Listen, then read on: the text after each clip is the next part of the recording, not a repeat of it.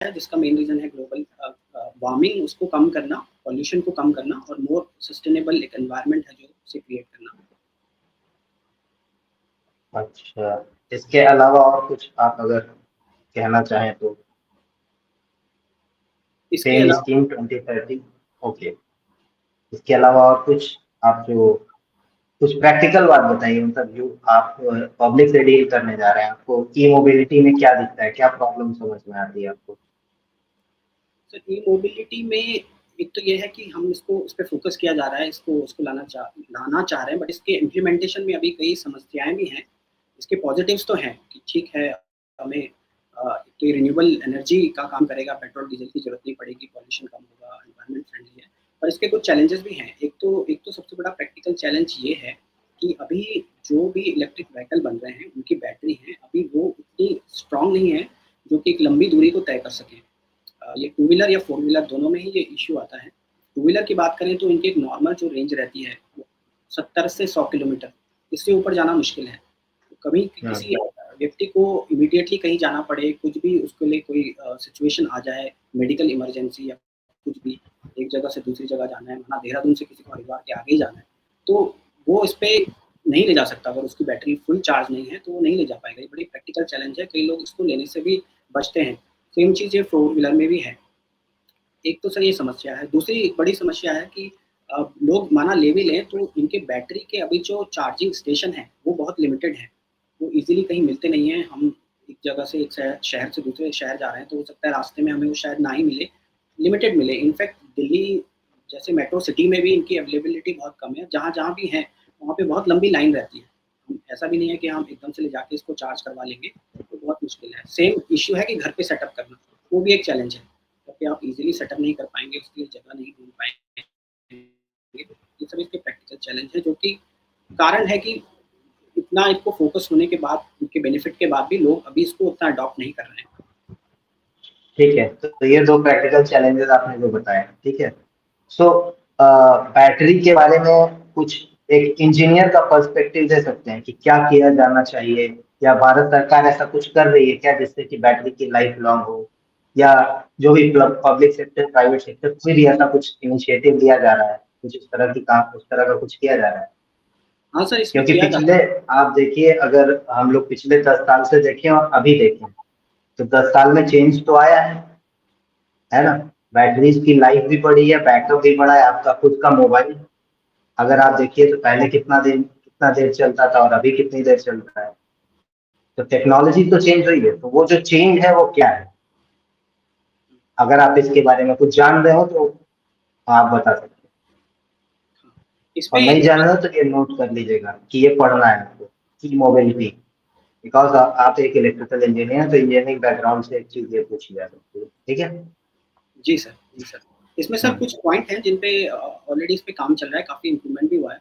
एक तो बैटरी से रिलेटेड, तो लिथियम आयन बैटरी इसमें मेनली यूज़ होती है।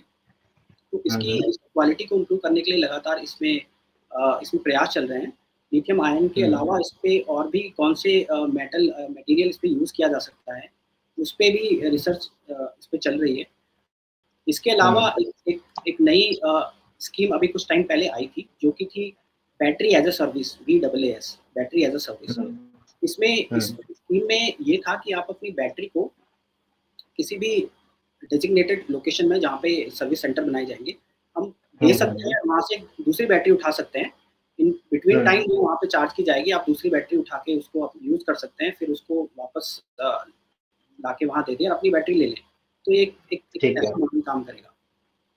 ठीक है, ठीक है। इसमें जो टेक्नोलॉजी वाइज है, जो थोड़े से मतलब जैसे लिथियम आयन बैटरी है कैसे काम करती है, ठीक है, और उसमें तो उसको थोड़ा सा इन डेप्थ में मतलब आप पढ़ लीजिएगा एक बार, ठीक है। वो इम्पोर्टेंट है क्योंकि मतलब आपका इंजीनियरिंग बैकग्राउंड है, ठीक है। और दूसरा क्वेश्चन इंजीनियरिंग बैकग्राउंड से आपके है कि कोई एक इलेक्ट्रिकल डिवाइस जो मतलब आपको लग रहा है कि हाँ इट हैज रिवॉल्यूशनलाइज्ड द वर्ल्ड, दुनिया को चेंज कर दिया है, ऐसा कोई एक इलेक्ट्रिकल डिवाइस जो आपको दिखता हो कोई?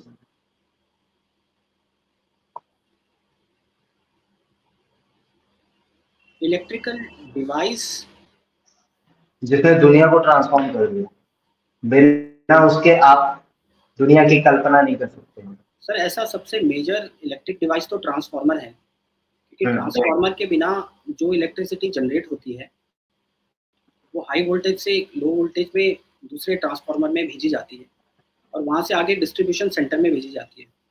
अगर ट्रांसफार्मर ना हो तो एनर्जी जो जनरेट हो रही है किसी भी एनर्जी पावर हाउस में, वो एक जगह से दूसरी जगह भेजना एक बहुत इम्पॉसिबल टास्क हो जाएगा। तो ट्रांसफार्मर वो इलेक्ट्रिकल इक्विपमेंट है, इलेक्ट्रिकल ठीक है, इक्विपमेंट तो स्टेप अप, ओके, तो स्टेप डाउन ट्रांसफार्मर के बारे में अगर कुछ आप बता सकते हैं।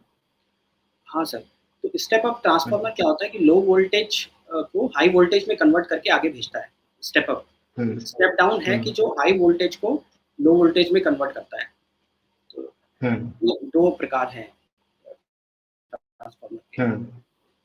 तो मतलब कैसे करता है, कुछ इसके बारे में बता सकते हैं? To a layman, I am not asking about the equation. Sir exactly अभी मुझे याद नहीं है।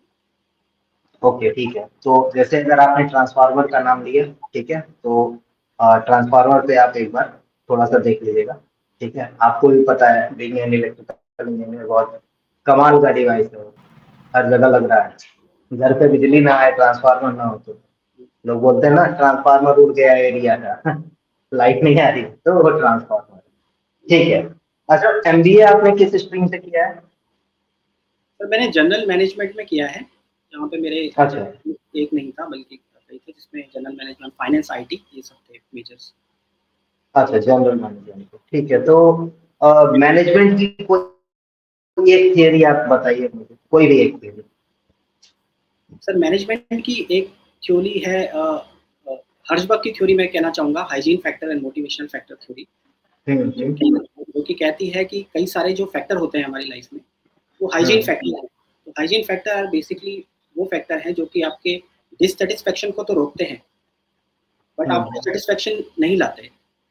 इसका एग्जांपल हो गया, जैसे हम बात करें मनी की, पैसे की, पैसा तो है, हम कई चीजें मैनेज कर लेंगे, घर परिवार को दे देंगे, तो डिससेटिस्फेक्शन होगा कि अरे तुम कुछ नहीं कर पा रहे, या खाने को नहीं है, रहने घर नहीं है, वो चीजें नहीं होंगी, तो डिससेटिस्फेक्शन आदमी नहीं होगा।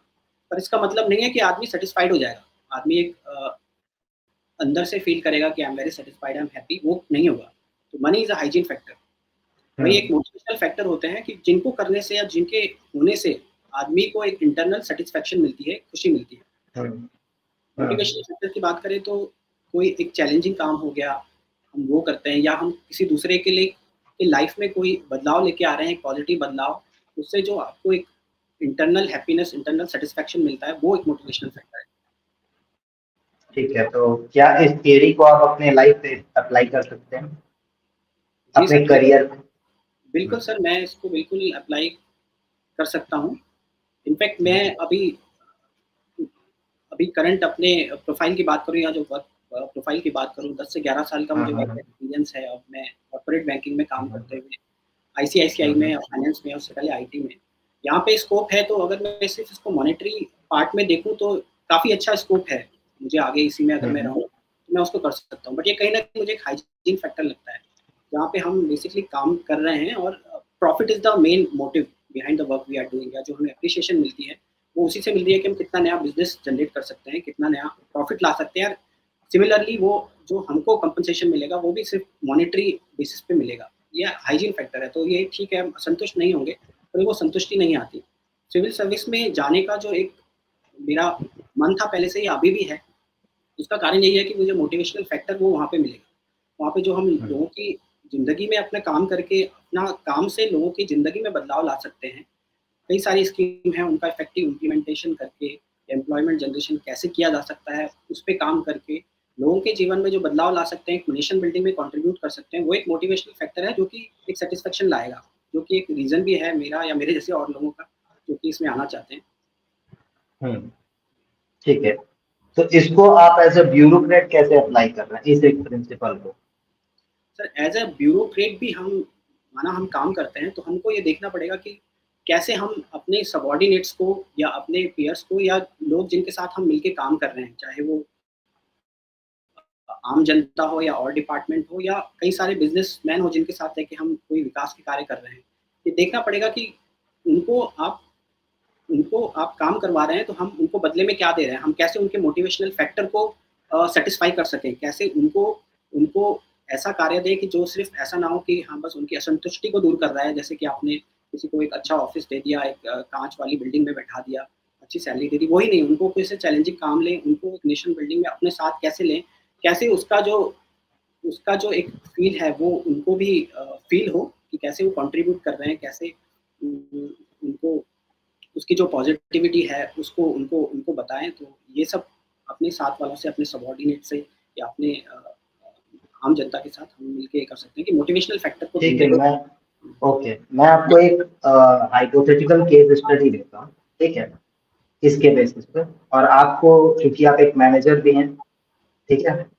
और आपका यहाँ पे मोस्टली मैनेजरियल रोल होता है, ठीक है, तो अब मैं आपसे वही, अब इस हाइपोथेटिकल सिचुएशन को आपको एड्रेस करना है बाय दिस थियरी, ओके, आपने यहाँ पे पढ़ी हुई, ठीक है। और इस पे एथिक्स की बात हम लोग बाद में करेंगे, लेकिन पहले एक चीज ये कर लेते हैं। तो लेट्स अज्यूम कि आप जो है आप अपने डिस्ट्रिक्ट में, अपने सब डिवीजन में हैं, ठीक है, और ठीक है, अच्छा, एसडीएम आप पहले चूज करते हैं या deputy SP? SDM sir. SDM, ठीक है, तो मैं एसडीएम का ही केस स्टडी लेता हूँ, ठीक है। तो आप जैसे आप वहाँ पे एसडीएम, एज एसडीएम पोस्टेड हैं, आपके ऑफिस में, ठीक है, जो कर्मचारी हैं they are permanent, some of them are permanent and some of them are temporary, okay. तो जो परमानेंट है, अब आप एसडीएम है वहाँ पे, आप पहले दिन ऑफिस ज्वाइन करते हैं, आप पहुँचते हैं एकदम, you are dead on time, 9 AM, 9:30 AM, 10 AM, whatever the time, okay, and you are dead on time. और अगले जो आपके सबॉर्डिनेट्स हैं, जो परमानेंट वाले हैं खासकर, वो आ रहे हैं एकदम आराम से, पान वान चबा के छुपते हुए, ठीक है। अब आप, और दूसरा वो जो बंदा है जो नॉन परमानेंट है, ठीक है, कुछ उनकी सोहबत में बिगड़े हुए हैं। अब आपका पहला दिन है ऑफिस में, आपने देखा इस सिचुएशन को, आप मतलब, और जनता की ऑब्वियस है, जब वो देर में आएंगे तो काम नहीं शुरू करेंगे, और इस तरह का लाइक एटीट्यूड रहेगा तो कुछ नहीं करने वाले हो। तो आप इस चीज को कैसे एड्रेस कर रहे हो, क्या करोगे आप कि उसके उनके अंदर मोटिवेशनल चीज लेके आओ, क्या, क्योंकि और या आपको लगता है कि हाँ उनको चेंज नहीं किया जा सकता है, इस तरह का कुछ? सर इस केस में अगर मैं कहूँ तो मैं पहुँचता हूँ और ऐसा देखता हूँ कि वहाँ पे लोगों का एटीट्यूड काम को लेके बहुत सीरियस नहीं है, और ऐसा ना टाइम को लेकर है ना अपनी ड्यूटी को लेकर है। तो उस पर मैं कुछ कदम उठाऊंगा। पहला कदम होगा, एक तो होगा उनके पास सबसे पहले देखते हुए एक मीटिंग मैं करवाऊंगा सारे एम्प्लॉयज़ की अपने साथ में।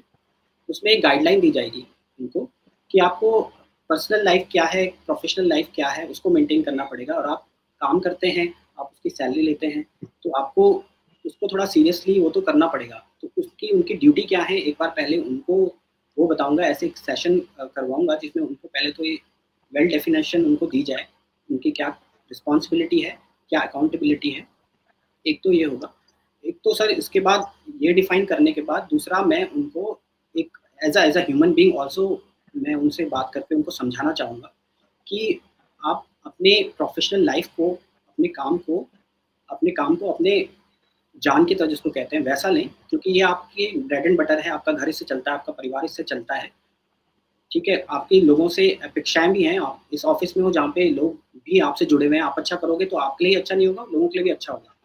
ये सब भी सेशन मैं करूँगा। इसके अलावा मैं कुछ टाइम बाद, अगर जिनका एटीट्यूड नहीं सुधर रहा है इन सब प्रयासों के बाद, उनके लिए एक पनिशमेंट भी रखा जाएगा कि अगर वो नहीं आते हैं, टाइमली आते हैं, तो उनका हाफ डे काटा जाए, उनकी छुट्टी काटी जाए, या उनको मॉनेटरी भी इस पे पेनल्टी लगाई जाए। तो एक प्रकार से कैरेक्टरिस्टिक वो अपनाना पड़ेगा, क्योंकि लोग अलग-अलग टाइप के होते हैं। कई होता है जिनको आप मोटिवेट कर सकते हो, बट कई जब तक आप थोड़े स्ट्रिक्ट एक्शन ना लें वो नहीं सुधरते हैं। तो ये दोनों, ये सारे तीनों फैक्टर में। ठीक है, तो आंसर तो ठीक है आपका। अब इसमें देखिए, मैं आपसे जो एक्चुअली सुनना चाह रहा था, मैं वो आपको बता रहा हूँ कि जो जिन्होंने, जैसे आपने कहा मैं उन लोग से बात करूंगा और एक पन्ने पे लिख के सब कुछ दे दूंगा, ठीक है, वो पान खा रहा होगा, थूक के ऐसे फेंक देगा वो, ठीक है। यहाँ ऐसे बहुत अधिकारी आए और गए, हम लोग यही हैं, हम लोग को यही रहना, इनका तो क्या ट्रांसफर होके चले जाएंगे, ठीक है। तो उनके लिए पनिशमेंट का जो आपने सिस्टम हुआ, तो वो जरूरी है, ठीक है। उनका हाँ सैलरी कटेगी, सीधी बात है, तो पनिशमेंट जरूर, ठीक है। दूसरी चीज, तो वो लोग हाइजीन वाले जिनको आप बोल रहे हो कि हाँ मतलब वो डिससेटिस्फाइड है, वो हर चीज से डिससेटिस्फाइड है। मैं इस थियरी के अकॉर्डिंग बता रहा हूँ, मतलब जो हम लोग डिस्कस कर रहे हैं, ठीक, वो डिससेटिस्फाइड है, ठीक है। मतलब उनको क्या नाम है, जैसे आपने बताया कि डिससेटिस्फैक्शन को रोकते हैं लेकिन सेटिस्फाइड भी नहीं, तो डिससेटिस्फैक्शन को रोक रहे हैं कि दे आर नॉट अनएम्प्लॉयड, लेकिन सेटिस्फाइड भी नहीं कि हाँ मतलब ठीक है, दुनिया भर की समस्या है, ठीक है। लड़के ने मतलब वो कुछ भी कर लिया, मान लीजिए उनका बाबूजी का पैसा ले लिया अपने, ठीक है। तो वो लोग हैं हाइजीन वाले, ठीक है। और दूसरे जो मोटिवेशनल, जिनको आप जिनके लिए सेशन ले रहे हो, ठीक है, उसमें जो प्राइवेट एम्प्लॉयज रहेंगे, जो आपके कॉन्ट्रैक्ट वाले रहेंगे, जो आपका टाइपिस्ट होगा, ठीक है, कि हाँ ये टाइप करके लेटर भेज दो सर को, वो तुरंत एकदम प्रॉम्प्ट होगा, ठीक है, क्योंकि उसको ऑब्वियसली सैलरी का डर है, प्लस वो आपके गुड बुक्स में आना चाहता होगा, ठीक है। तो ऐसे तो कुछ लोग होते हैं जिनको मोटिवेट किया जा सकता है, और कुछ लोग होते हैं जिनको मोटिवेट नहीं किया जा सकता है, ठीक है। इस तरह की एक थियरी है एथिक्स में, आपने इसको पढ़ा है?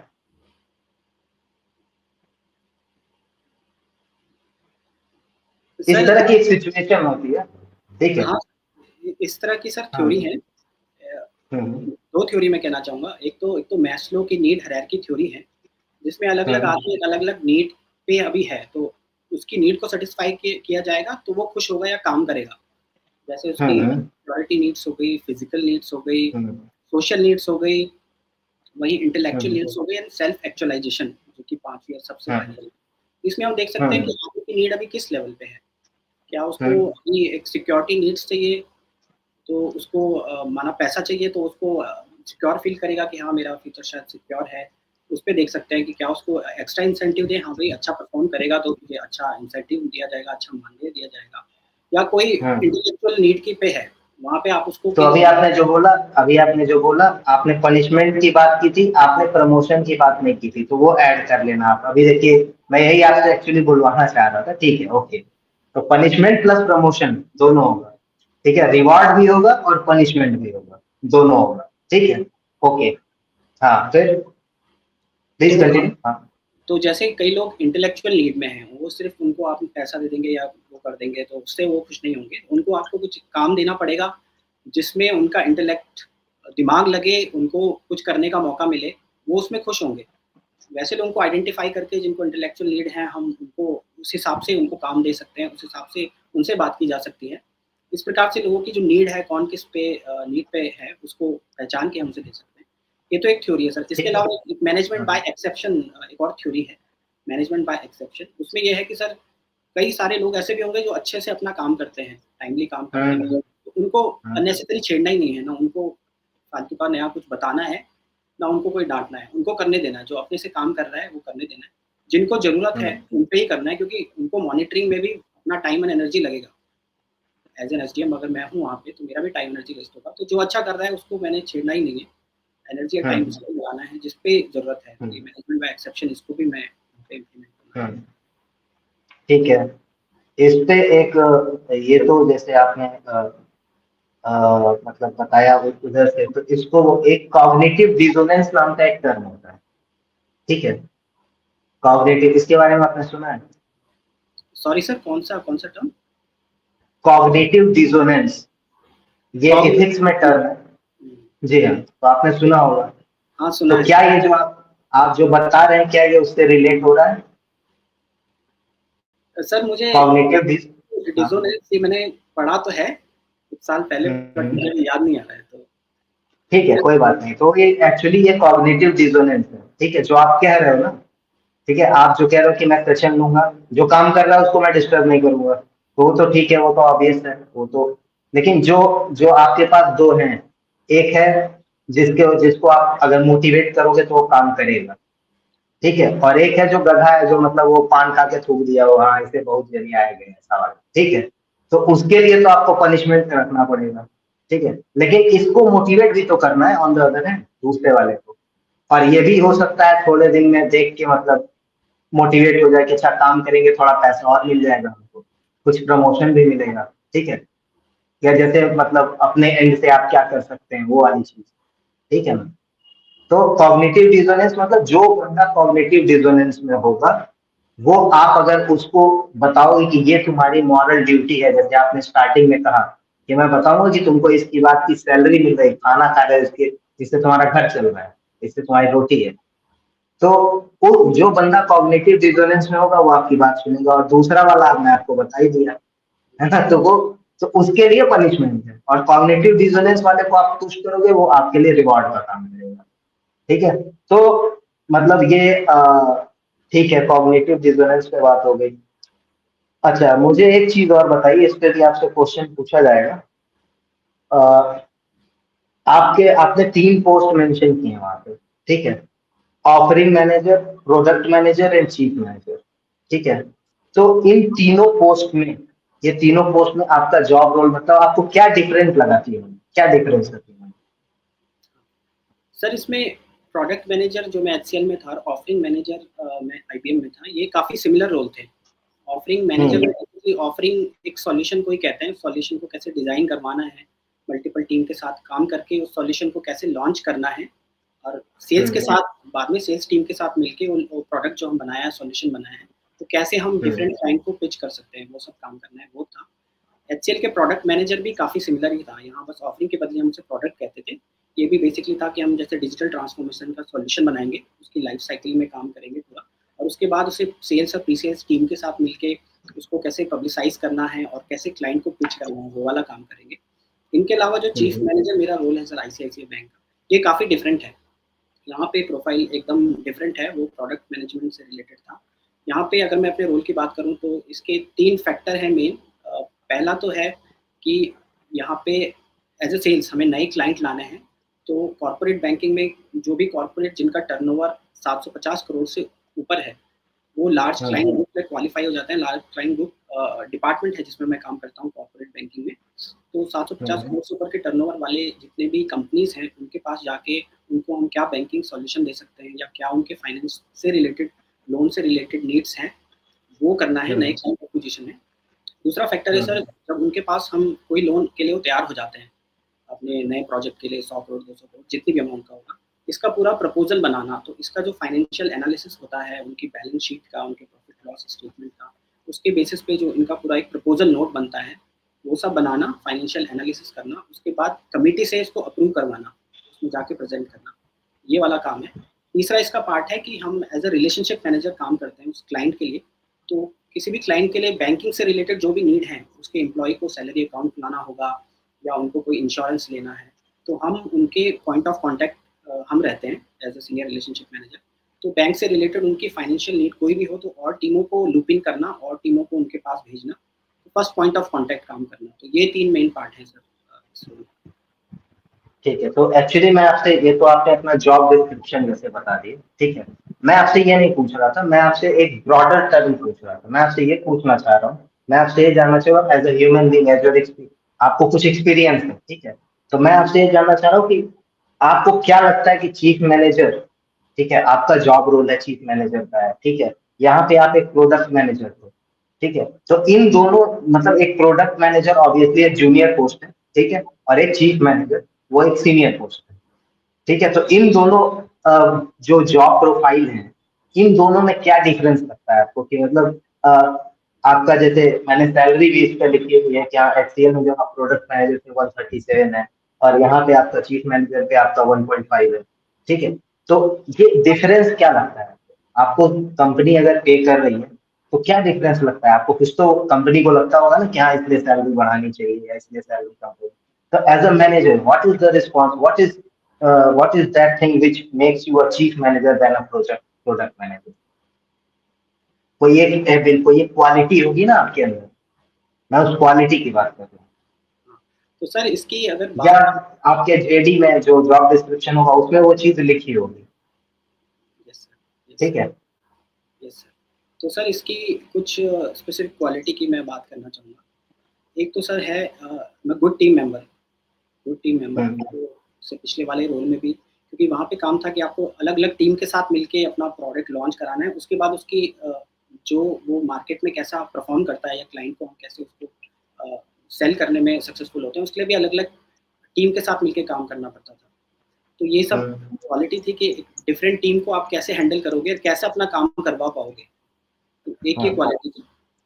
इसके अलावा अगर मैं कहूँ दूसरी क्वालिटी तो वो ये थी कि आपको जब आपके पास काम होगा, कई बार ऐसा होगा कि आपको आपको डेडलाइन है, आपको उसको पूरा करना है, तो I am ready for that.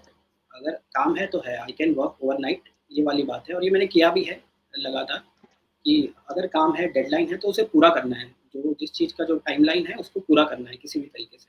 तो ये वाला एक पॉइंट है कि पूरा करना है। तो ये वाला एक पॉजिटिव एटीट्यूड से कह सकते हैं कि काम है तो उसको पूरा करेंगे, उसको कंप्लीट करेंगे, तो बिल्कुल छोड़ेंगे नहीं। ये एक रीज़न है जो कि आपको हेल्प करता है आगे बढ़ने में। अच्छा, बैंकिंग रिफॉर्म के बारे में आपको कुछ पता है? Yes, बैंकिंग सेक्टर में रिफॉर्म के बारे में, ठीक है। आप नहीं पता होगा तो इसको आप नोट कर लो, आपको ये पढ़ना जरूरी है, ठीक है। अगर आपको पता है तो अच्छी चीज़ है, इससे आपको मतलब पूरा ड्रिल डाउन करना, ठीक है। बैंकिंग सेक्टर से रिलेटेड जितने भी रिफॉर्म है, हर एक चीज़ पे बैंकिंग सेक्टर से रिलेटेड जो भी फ्रॉड हुए हैं, ठीक है, वो सभी चीज आपको पता होनी चाहिए कि हाँ कैसे क्या हुआ है। तो वो बैंकिंग का एक हिस्ट्री जो है, तो हम लोग एक पूरा इंटरव्यू का सेशन उस पर करते हैं। सर आपकी voice you are not audible. अभी ठीक है? अभी ठीक है? हाँ सर, अब ठीक है, अब ठीक है। हाँ, तो मैं वही कह रहा हूँ कि बैंकिंग सेक्टर से आपसे पूरे सवाल पूछे जाएंगे, ठीक है। तो और मतलब यहाँ पे तो इसमें जितने भी रिफॉर्म हुए हैं, जितने भी जैसे इंसॉल्वेंसी बैंक्रप्सी कोड भी आया था, उससे भी क्वेश्चन बन सकता है। और उसके अलावा मतलब इंडिया और फॉरेन के बैंक्स का जो कॉमन कोड होता है, उस पर भी क्वेश्चन रहेंगे। तो हर एक तरह का वो, ठीक है। उसके अलावा एक चीज और जो हो सकती है, ये CBDC, central bank digital currency, ठीक है। सेंट्रल बैंक डिजिटल करेंसी, इस पे भी क्वेश्चन रहेगा, क्योंकि आप बैंक में थे और वहां से, तो बैंकिंग सेक्टर से related everything you must know, ठीक है। एकदम प्रॉम्प्ट टू द पॉइंट होना चाहिए। यहाँ ये सर, ये नरसिम्हन कमेटी का ये रिकमेंडेशन था, जो भी हर एक चीज पे, हर एक IBC में ये कहा गया, मतलब 2 दिन 1 दिन इत्मीनान से पढ़ो बैंकिंग के बारे में, ठीक है। हाँ, तो वो बहुत जरूरी है, क्योंकि उसमें मेजॉरिटी ऑफ क्वेश्चन आपके वहां से, ठीक है। और बेसिक जो टॉपिक है उनको रिवाइज कर लीजिए, ठीक है। और फॉरेस्ट फायर की भी आपने एक बात करी थी, तो आप चाहें तो उस पर भी हम लोग थोड़ी सी बात कर सकते हैं, ठीक है। कि फॉरेस्ट फायर में मतलब उस पर जैसे एक चीज, ये वाला सेक्शन पूछ रहा है, ठीक है। अच्छा, इस पे भी कर लेते हैं। मतलब इकोनॉमी से आपसे कुछ क्वेश्चन पूछे जा सकते हैं, पूछ गया था, तो मैं उस सेक्शन को कवर मानूंगा, ठीक है। बैंकिंग से मतलब आपको मैं अभी नहीं पूछता हूँ, बैंकिंग में मतलब जो भी चीजें हैं वो मैं आपको जरूर रिकमेंड करूंगा, आप पढ़ लेना, ठीक है। हाँ, ये एक डिजास्टर मैनेजमेंट एक सेक्शन रह जाता है, और डिजास्टर उत्तराखंड में बहुत आते हैं, तो इस पे एक बार थोड़ा सा डिस्कशन कर लेते हैं, ठीक है। तो ये फॉरेस्ट फायर जो अभी, सर आपकी वॉइस अभी चली गई है। हेलो, अभी audible है। हाँ ठीक है, अभी ठीक है ना? अभी ठीक है, अभी ठीक तो ये जो फॉरेस्ट फायर था, इस पे मतलब एक जैसे सपोज दैट क्यों था, पहली चीज तो ये क्यों होता है, और दूसरी चीज की इस पे जो है मतलब इंस्टेंटली आप क्या एक्शन ले सकते हो। तीसरी चीज, इसको कंट्रोल कैसे कंट्रोल किया जा सकता है। आई मीन टू से, सबसे पहले कि ये क्यों होता है, ये कैसे हो जाता है, हाउ एंड वाई, ठीक है।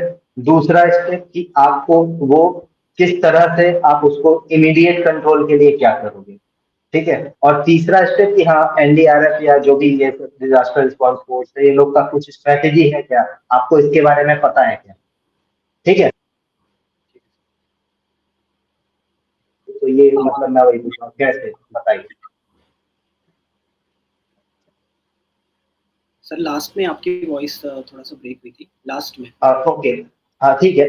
पहला तो क्यों और कैसे, क्यों लगता है फॉरेस्ट फायर, कैसे कैसे लगता है, ठीक है। दूसरा कि इस पे आप इमीडिएट क्या एक्शन लोगे, ठीक है। और तीसरा कि ये जो NDRF है, जो भी डिजास्टर रिस्पॉन्स फोर्स है, उन लोगों की स्ट्रेटेजी के बारे में आपको कुछ पता है क्या, कैसे वो लोग कंट्रोल करते हैं, ठीक है, हाउ वो लोग कैसे करते हैं, ठीक है। ठीक है सर। ठीक है सर। सर फॉरेस्ट फायर एक काफ़ी मेजर चैलेंज अभी रहा है हमेशा से उत्तराखंड में, अभी काफ़ी ज़्यादा ये उभरा है इस सीज़न। अभी रिसेंटली हमारे फॉरेस्ट मिनिस्टर सुबोध उनियाल ने भी कहा था कि आई थिंक इसके बारे में कितने इसमें घटनाएं हो चुकी हैं। इस साल में 477 ऐसे इंसिडेंट हो चुके हैं सिर्फ 2024 में, जहाँ पे एक मेजर फॉरेस्ट फायर लगी है उत्तराखंड के विभिन्न जिलों में। तो इसको अगर हम देखा जाए तो इसके कारण क्या हैं, तो इसके मेजर कारण में से एक है कि कई बार लोकल फार्मर द्वारा आग लगा दी जाती है अपनी खेती के बाद, उसको लैंड को बेसिकली क्लीन करने के लिए। तो ये एक कारण है जिसकी वजह से ये आग फैलती है। दूसरा कारण है कि उत्तराखंड में चीड़ के पेड़ काफ़ी ज़्यादा हो गए हैं, जो बांज के बदले चीड़ के पेड़ पिछले काफ़ी सालों से लगाए गए हैं। उसकी वजह से चीड़ के पेड़ में पिरूल ये निकलता है, इनकी जो पाइन की नीडल होती है पिरूल, ये बहुत इन्फ्लेमेबल है, एकदम से आग पकड़ती है। तो ये भी कारण है कि जैसे गर्मी का सीजन हुआ, इसमें आग पकड़ी और ये फॉरेस्ट फायर फैल गई। तीसरा होता है कि फॉरेस्ट विभाग द्वारा भी एक कंट्रोल्ड फायर लगाई जाती है। तो कंट्रोल्ड फायर के भी इसमें बेनिफिट होते हैं कि जो मिट्टी होती है, आपकी सॉइल होती है, उसकी फर्टिलिटी बढ़ाता है। प्लस कई सारी इन्वेजिव स्पीसीज जो हैं वहाँ पे वेजिटेशन है, वो हटाने के लिए भी कंट्रोल फायर लगाई जाती है। और ये कंट्रोल फायर कई बार अनकंट्रोल हो जाती है, उसको ढंग से कंट्रोल नहीं कर पाते, तो भी ये आग फैलती जाती है। ये सब इसके कारण है, मेजर कारण जिसकी वजह से ये फैलती है। अब इसको रोकने के उपाय के बारे में देखा जाए तो इसके लिए कई सारे प्रयास ऑलरेडी किए जा रहे हैं, जो कि देखा जाए तो एक हम और इसमें क्या कर सकते हैं, उनको अगर देखा जाए तो मेन 3 से 4 फैक्टर मैं बताना चाहूँगा। एक तो होगा कि आप फॉरेस्ट डिपार्टमेंट इस पे ऑलरेडी काम कर रहा है, तो इफेक्टिवली वो कैसे डिफरेंट लोकेशन पे जाके इफेक्टिवली कैसे उसको काम कर सकता है, उसके लिए हमें उनको जो सपोर्ट चाहिए, माना उनको जो मॉडर्न इक्विपमेंट चाहिए, टेक्नोलॉजी चाहिए, वो प्रोवाइड करवा सकते हैं जिससे वो सक्सेसफुली करें। दूसरा पॉइंट ये हो सकता है कि हम लोकल बॉडीज़ की उसमें हेल्प लें, जो भी लोकल ग्राम पंचायत हैं वहाँ पे प्रधान या उनके सहयोगी, उनके द्वारा मिलके उनकी हेल्प लेके उसको कर सकते हैं। तीसरा पॉइंट ये हो सकता है सर, वन पंचायत उत्तराखंड में हमारी करीब 12,000 वन पंचायत है, उनको भी हम इस पे लूपिंग कर सकते हैं अपने साथ, इन प्रयासों में उनको लगाया जा सकता है, क्योंकि उनको इन सब कार्य का, वन से जुड़े कार्यों का करने का अनुभव भी है, तो उनके द्वारा भी उनकी हेल्प ली जा सकती है। इसके अलावा चौथा पॉइंट एक ये हो सकता है, जो हमने शुरुआत में भी डिस्कस किया था, कि कई सारे यूथ जो वहाँ पे है, उसको हम कुछ इंसेंटिव देके, उसको कुछ ऐसा मानदेय देके उनको भी हेल्प में लगाया जा सकता है कि कैसे इसको कंट्रोल किया जाए। उसके लिए जो भी एक्टिविटी फॉरेस्ट विभाग इसमें कर रहा है, उस सबको उसमें उनको लगाया जाए, ये सब कार्य कर सकते हैं। इसके अलावा सर, जो कि जैसे काफ़ी बड़े स्केल पे माना फैल ही गई है, ये सब प्रयास कारगर सिद्ध नहीं हो रहे हैं, तो NDRF, national disaster response force, उसको हम कर सकते हैं। एसडीआरएफ हमारी उत्तराखंड की भी है, स्टेट डिजास्टर रिस्पॉन्स फोर्स, जिसकी कई स्पेसिफिक अलग अलग टीमें हैं, जो टीम कई वाटर से रिलेटेड या फायर से रिलेटेड अलग अलग टीमें हैं, उनको इसमें लगाया जा सकता है।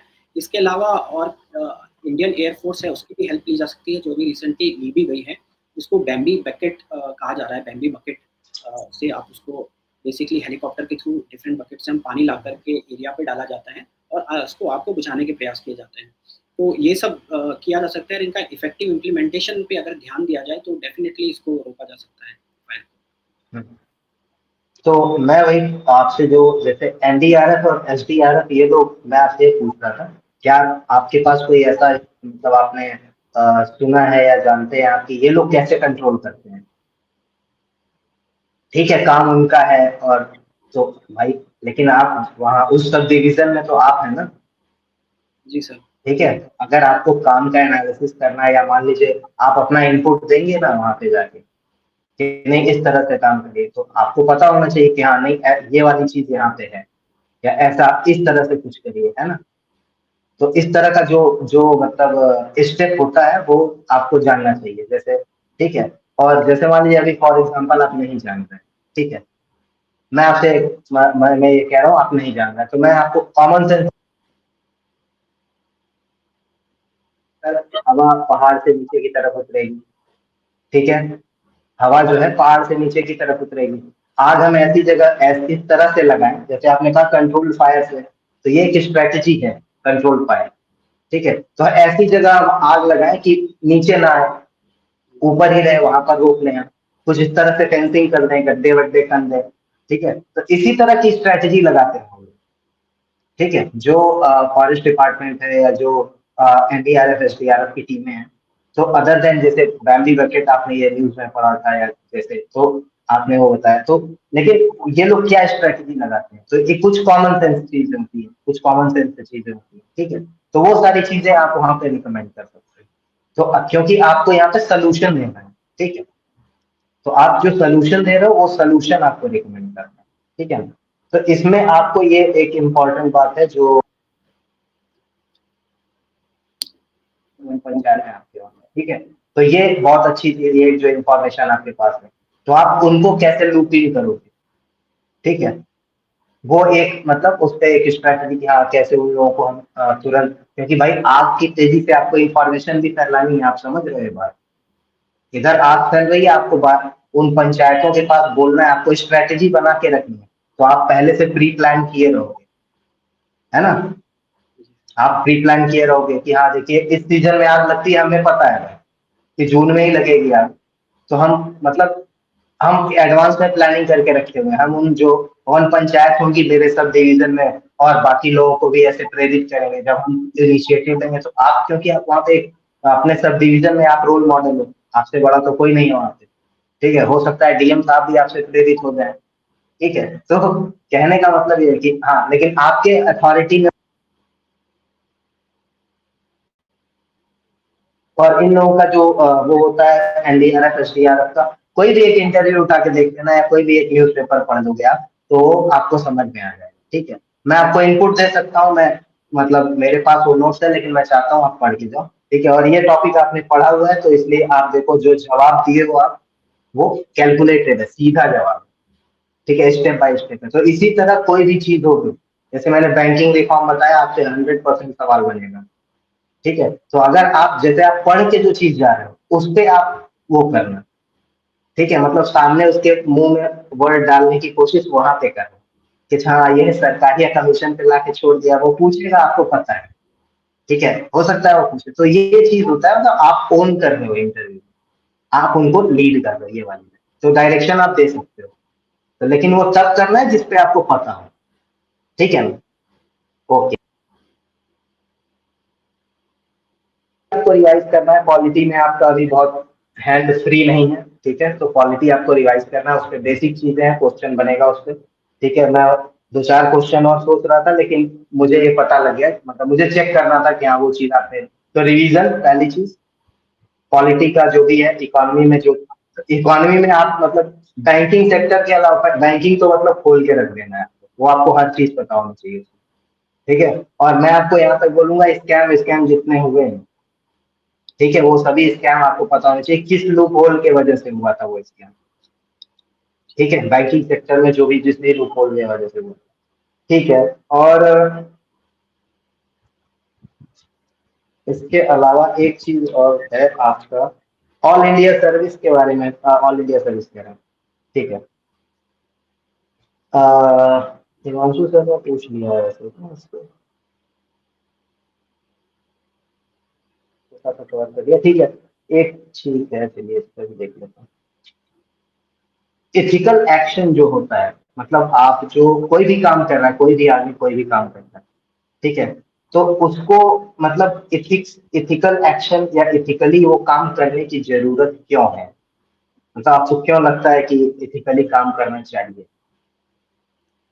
सर एथिकली काम करना, सारे मेरे ख्याल से जितने भी, नॉट जस्ट सिविल सर्वेंट, जो भी कोई कार्य कर रहा है किसी भी कैपेसिटी में या अपनी पर्सनल लाइफ में भी, अपने पर्सनल रिलेशनशिप में, वो सबके लिए बहुत ज़रूरी है। उसका सबसे बड़ा कारण है कि एक तो आदमी को खुद ही एक मेंटल पीस उससे मिलती है। आप एथिकल काम करते हो, आप गिल्ट फ्री रहते हो, आपके अंदर नेगेटिविटी नहीं आती।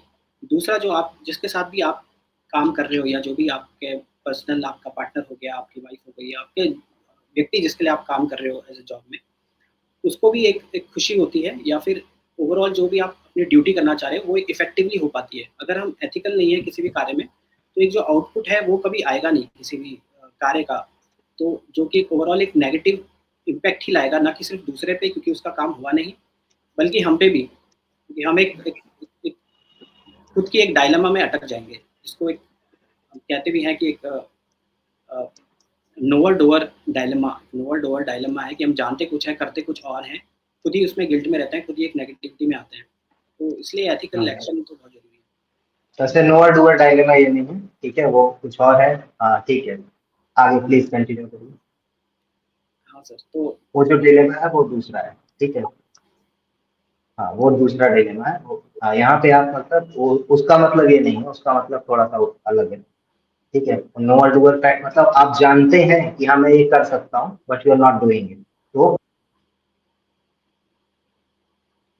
आपको पता है कि हाँ मुझे ये करना चाहिए लेकिन आप नहीं कर रहे हो, करते नहीं। ठीक है। आपको बहुत सारी चीजें पता है कि हाँ मैं इस चीज पे एक बुक लिख सकता हूँ, ठीक है, लेकिन क्या आप कर सकते हैं? तो आपने सोच लिया मैं, तो ये चीज है ये। मतलब तो यहाँ पे एकेडमिक रही है वो। आपने हो सकता है कोई एड वैड देखा होगा, उससे ये फैक्ट आ रहा है, ठीक है। सो एकेडमिक वाली जो आपने बातें पढ़ी हैं वो बताइए। जैसे आप अपने एमबीए से कोई थियरी आप अच्छे से बैक कर लेंगे, आप समझ रहे हैं, कोई थियरी वहां से लेकर के आएंगे। आप इंजीनियरिंग से कोई कॉन्सेप्ट लेके आएंगे, वो आप अच्छे से बैक कर लेंगे, ठीक है। और वो उस कॉन्सेप्ट को आप दिखाइए कि हाँ एज अ ब्यूरोक्रेट मैं कैसे अप्लाई कर, तो वो चीज आप बैक कर ले जाओगे उस पर, आप कितना भी, क्योंकि आपने पढ़ रखा है वो चीज, ठीक है। तो एज अ ब्यूरोक्रेट देखिए नॉलेज आपके पास बहुत है, ठीक है। कुछ चीजें जो फंडामेंटल बेसिक चीजें हैं, मतलब कंक्लूड मैं इसी से कर रहा हूँ आपसे, ठीक है, कि जो फंडामेंटल चीजें हैं, जो बेसिक चीजें हैं, ठीक है, उसको एक बार पढ़े होंगे चीजों, ठीक है। तो उस पे एक बेसिक अंडरस्टैंडिंग, जैसे फॉर एग्जाम्पल पॉलिटी है तो बहुत इंपॉर्टेंट वो है, वहां से सब कुछ रिलेट होता है, बहुत सारी चीजें रिलेट होती है, तो उसको आप एक बार जरूर कवर करिए, ठीक है।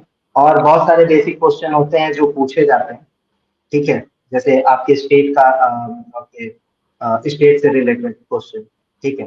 तो उन पे थोड़ा सा, जैसे मान लीजिए हम ट्राइब पे क्वेश्चन पूछ सकते हैं आपसे, ठीक है, क्योंकि पहाड़ी ट्राइब्स में बहुत सारे, वहाँ पे आपके वहाँ बहुत सारे ट्राइब्स भी हैं, उन पे भी क्वेश्चन पूछा जा सकता है, उनके कल्चर के अकॉर्डिंग मतलब रिगार्डिंग क्वेश्चन पूछा जा सकता है। तो बेसिक चीजें जो भी आपने पढ़ी थी, तो आपका जो एग्जाम के टाइम का जो नोट्स था उसको रिवाइज करिएगा, ठीक है। और केवल केवल और केवल देखिए, मतलब आपको केवल यही बोलना है, जो आप जानते हो केवल वही बोलना है, ठीक है। एकदम कैलकुलेटेड बोलना है, जैसे अभी फॉरेस्ट फायर में आपने कैलकुलेट आना नहीं कि मुझे नॉलेज है, जैसे आपने बोला लोअर डुअर वाला जो चीज है, ठीक है। तो वो नॉलेज वाली बात नहीं दिखानी है कि हाँ मुझे नॉलेज, ठीक है। आराम से भोला बन के पेड़ा खा के चले आना है वहां पे, ठीक है।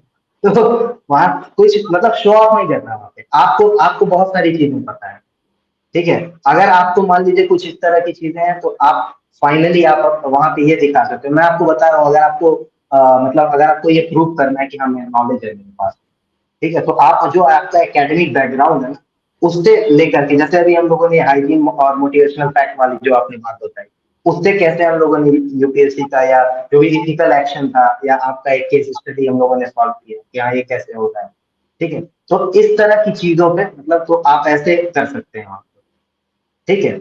आप वहां पे फिर कहोगे, मतलब जैसे मान लीजिए वो उन्होंने आपने कुछ बताया तो वो आप बैक कर ले जाओगे।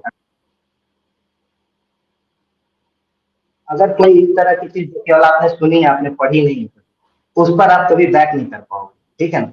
तो केवल आप केवल जो आपको पता है, ठीक है, केवल कैलकुलेटेड एकदम आप, जो भी एक तो प्री मेडिटेट होके जाएंगे, ठीक है। कि हाँ जैसे मैंने आपको बताया बैंकिंग से क्वेश्चन पूछा जाएगा तो पूछा जाएगा आपसे, 100% पूछा जाएगा, ठीक है। इलेक्ट्रिकल इंजीनियरिंग से रिलेटेड क्वेश्चन पूछा जाएगा तो बेसिक क्वेश्चन कोई भी ट्रांसफार्मर कोई भी पूछ देगा, हो सकता है इस तरह से न पूछे, किसी और तरीके से पूछे, ठीक है। तो मतलब अगर किसी का पैनल में जो लोग बैठे हुए हैं तो वो लोग भी मतलब दे आर हाईली क्वालिफाइड, ठीक है ना। मतलब हम लोगों का लाइफ का भी एक्सपीरियंस और उन लोग का हम लोग की लाइफ के जितना एक्सपीरियंस है ना, तो इसलिए कभी भी ऐसा कुछ नहीं कहना है जिससे वो लोग अफेंड होते हैं, क्योंकि वो अफेंड हो जाते हैं, उनको लगता है नहीं ये सब झूठ बोल रहा है, ठीक है। तो आप अगर सही एमबीए की भी बात बता रहे हो तो भी उन लोग को लग सकता है। तो इसलिए जो बेसिक फैक्ट है वहां पे पकड़ के रहिए, ठीक है। जो भी बेसिक चीजें हैं, तो फैक्ट अगर आपका फैक्चुअल आप सही है, तो मतलब जैसे आपको मान लीजिए किसी पर्टिकुलर चीज का नंबर नहीं पता है, फॉर एग्जांपल मैं आपसे पूछ दूं उत्तराखंड में कितनी सीटें हैं, एमपी मेंबर ऑफ पार्लियामेंट कितने हैं उत्तराखंड में, 5 सीटें। ठीक है। और उसमें मतलब आपसे ये क्या नाम है, एमएलए की सीटें कितनी है, 70। कितने लोग राज्यसभा से नॉमिनेटेड होते, तो ये फैक्ट है। अब आप यहाँ पे रॉन्ग नहीं हो सकते हो, समझ रहे हो? तो ऐसी चीजों पे रॉन्ग मत हो। आर्टिकल 14 आपको याद है तो ठीक है, आप बोलो 14, नहीं याद है तो एक बार ब्रशअप कर लो, ठीक है। और नहीं तो मत बोलो कि आर्टिकल 14, क्योंकि मतलब आप एग्जैक्टली जैसे मान लीजिए अगर मैं पूछ दूं कि सबसे इंपॉर्टेंट फंडामेंटल राइट कौन सा, मैंने बोला कि you are switching between the job, जैसे अब ये बेसिक चीज था कि हाँ कौन सी इकोनॉमी आप जो है मतलब आपका किस तरह का, आप जो है मतलब इंजीनियर होके और बैंक पीओ का जॉब किए तो ये किस तरह का अनएम्प्लॉयमेंट था, तो जैसे आपने कहा फ्रिक्शनल अनएम्प्लॉयमेंट, ठीक है। तो वो फ्रिक्शनल अनएम्प्लॉयमेंट ऐसा होता है जो मतलब ये अनएम्प्लॉयमेंट छोटा सा एनसीईआरटी में टॉपिक है, आप पढ़ लेना, समझ जाओगे, ठीक है, आपने बस रिवाइज नहीं किया है। तो जो भी चीजें आपसे मतलब जो ये बेसिक चीज है, तो वहां पे आप गलत नहीं हो सकते, ठीक है। अदरवाइज मतलब बाकी सारी चीजें पर्सनालिटी वाइज ऑब्वियसली आप सीनियर पोजीशन पे हैं, आप मतलब कॉर्पोरेट में काम भी कर रहे हैं, तो पर्सनालिटी वाइज कोई इशू नहीं, ठीक है, you are not going down to anything, so personality wise ठीक है, सब कुछ ठीक है, प्रेजेंस वाइज बिल्कुल आपका सब कुछ सही है। बस जो नॉलेज वाइज भी ऐसा नहीं है कि हाँ मतलब आपको बस रिवीजन करना है, ठीक है। तो जो भी फैक्ट्स हैं वो आप एक बार प्लीज रिवाइज कर लीजिए, everything else is fine, everything else is good, ठीक है। और जो थोड़ा बहुत जैसे मान लीजिए आपको नहीं आता है, सिंपली आप बोल सकते हैं कि हाँ, और जिस पे आपको गेस लेना है उस पर भी आप बोल दीजिए मैं इन्फॉर्म गेस लूंगा, ठीक है sir, I will take inform guess, ठीक है, मैं गेस लूंगा, ठीक है। तो वो चीज होती है। और एक जो जैसे इसी तरह के चैट में मतलब या बात में उनको एंगेज करने का जैसे एक कोशिश होता है, ठीक है। तो कुछ लोग कुछ बोल्ड में मतलब वो आपको थोड़े समय में समझ में आ जाएगा, या तो आप बोल्ड को जो है बाद में एंगेज करके कुछ लोग बात करना चाहते हैं, ठीक है। तो वहां पर भी वो जो बात करना चाहते हैं तो आपको समझ में आ जाना चाहिए क्या, तो कैलकुलेटेड हमेशा बोलना।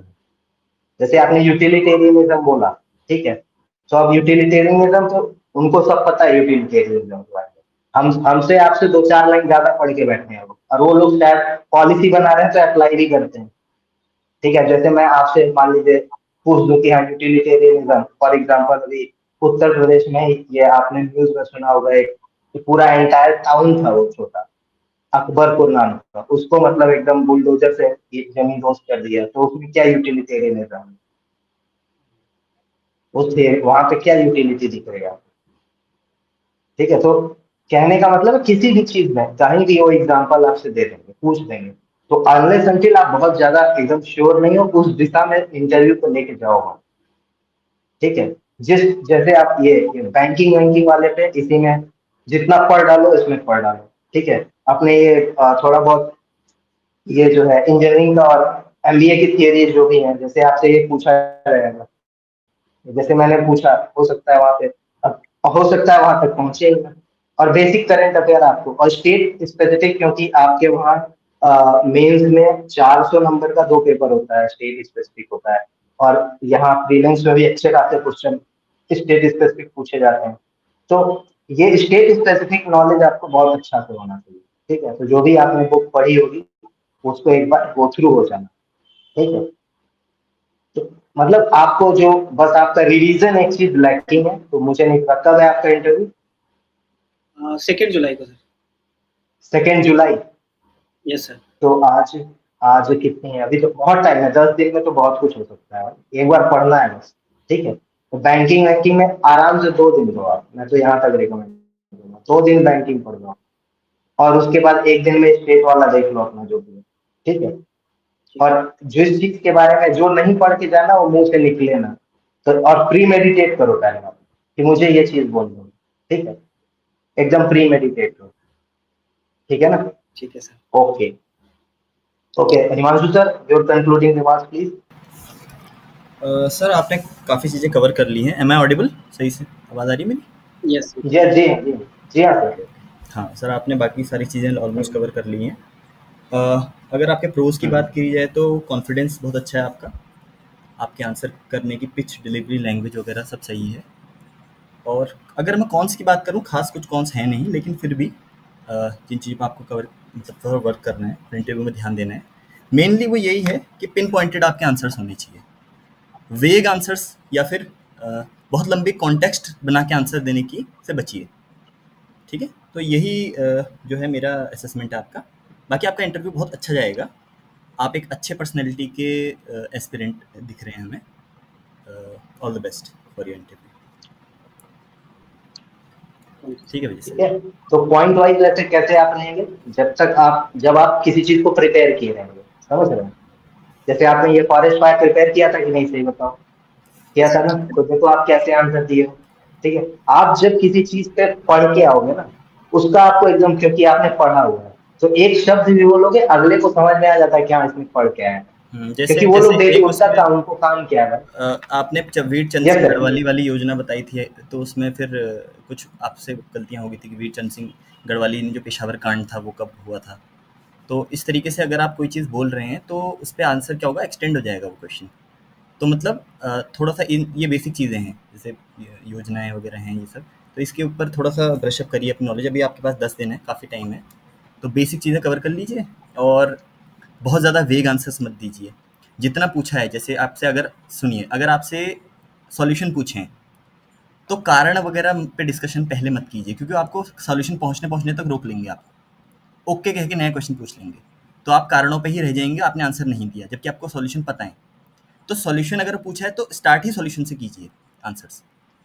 ठीक है, भूमिका मत बनाइए बहुत लंबी आंसर की, क्योंकि उनके पास अभी हमने देखिए 2 घंटा हो गया इंटरव्यू के, क्योंकि हमें आपके सारे एरियाज कवर करके आपको एक होलिस्टिक आपको तैयार करना है, बट उनके पास 45 मिनट्स है इंटरव्यू का, आपका इंटरव्यू 45 मिनट्स तक चलेगा, तो उनके पास बहुत सारे सवाल भी नहीं होंगे, लेकिन पर्सनैलिटी पूरी जज करनी है। तो शॉर्ट शॉर्ट आंसर्स रखिए, 1 या 2 लाइन में आंसर हो जाए। अगर वो पूछें कि 3 स्कीम बताइए, तो उसमें स्टेट की प्रॉब्लम्स मत गिनाइए, सीधे 3 स्कीम, सर पहली स्कीम ये है, दूसरी ये है, तीसरी ये है। फिर अगर उनको प्रॉब्लम्स जाननी होंगी वो आपसे पूछ लेंगे प्रॉब्लम्स। ठीक है, तो पिन पॉइंटेड आंसर्स वगैरह हो और बेसिक आपके कवर हो, लूज एंड्स मत रखिए अपने आंसर्स में। बस ये दो चीज़ें अगर पकड़नी है तो क्या, पिन पॉइंटेड आंसर्स हो और बेसिक्स आपका कवर हो। ये 2 चीज़ अगर होगी आपके आंसर्स में तो आपका इंटरव्यू बहुत बहुत अच्छा जाएगा। ठीक है, बाकी और कोई कमी नहीं है। ठीक है, इस चीज़ का ध्यान रखिए। ये मेरे कंक्लूडिंग रिमार्क्स है। All the best. ठीक है सर, ठीक, all the best. Okay, thank you और सर। ये जितने टॉपिक्स आपको सर, आपने जो अभी हम लोगों ने बोला वो सब लिख लिया ना आपने? हाँ सर, मैंने हाँ, तो उसको प्लीज पढ़ के जाइएगा। देखिए बैंकिंग से आपसे क्वेश्चन पूछा जाएगा, हो सकता है आपका इंटरव्यू भी पूरा बैंकिंग पे होगा। ठीक है, तो वहां पे मैं नहीं चाहता हूँ कि आप गलत हो, एक भी क्वेश्चन गलत नहीं होना चाहिए। और जिस एरिया से शुरू होता है, अगर मान लीजिए उस पर ड्रिल डाउन हो जाता है और वो अगर सेटिस्फाइड हो जाते हैं ना, 15 मिनट में आपका इंटरव्यू खत्म कर देंगे, बोलेंगे हो गया, ठीक है जाओ। ऐसा भी होता है, मैंने मतलब मेरा ये पर्सनल एक्सपीरियंस है। ठीक है, तो मुझे ऐसा एक बार ऐसा हुआ, तो मुझे लगा कि मतलब मैंने कुछ ब्लंडर तो नहीं कर दिया, लेकिन उसमें मेरे नंबर अच्छे हैं। ठीक है, तो इस तरह का भी होता है। तो आपसे जब वो सेटिस्फाइड हो जाएंगे, उनको पता है कि हाँ इसको हर एक चीज के बारे में ही मैं नोट पता है, तो 1-2 टॉपिक पे ही आपको मतलब वो टेस्ट करेंगे। ठीक है, तो उसमें से एक ये बैंक वाला, दूसरा आपका ये जो पॉलिटी के जो भी इश्यूज हैं वो सारा, तो ये दोनों आपको एकदम क्लियर होना चाहिए। और तीसरा अपने स्टेट स्पेसिफिक जो भी है, क्योंकि स्टेट से क्वेश्चन बन जाते हैं कुछ। ठीक है, तो करंट अफेयर, जैसे एक Uttarakhand forest fire current affair था, सेंट्रल गवर्नमेंट के जो करंट अफेयर्स के इशू चल रहे हैं। ठीक है, जैसे जम्मू कश्मीर में, जैसे वहां पे पीर पंजाल पास है। ठीक है, तो वो जो पासेज है, एक्चुअली वहां पे जो मैंने ज्योग्राफिकल आंसर मैं आपसे बोल रहा था, तो वो पासेज है वहां पे। ठीक है, अब 65 वॉर के अंदर हम लोगों ने वो पास कवर कर लिया था, इंडिया के पास था, और हम लोग शिमला एग्रीमेंट में वो पास, सॉरी शिमला कह रहे हैं, वो टैशकेंट एग्रीमेंट में वो छोड़ के चले हैं। ठीक है, स्टेटस को मेंटेन हो गया पहले वाला, इस वजह से जम्मू कश्मीर में इंसर्जेंसी है। ठीक है, तो ये चीज मतलब जैसे अब मैं ये नहीं कह रहा हूँ कि इतना आपसे पूछा जाएगा, हो सकता है मतलब इस तरह का भी पूछा जा सकता है। ठीक है, तो स्पेसिफिकली जैसे आपको थ्रू आउट नॉलेज होना चाहिए। ठीक है, तो जो भी आप करेंट अफेयर में पढ़ रहे हैं और जो आपको नहीं आता है, you can simply say that sir I am not aware of it. ठीक है, ओके ठीक है then, all the best. Okay all the sir, best, thank you so much. Thank you, all okay, the all the best. Good night Abhishek. Thank best.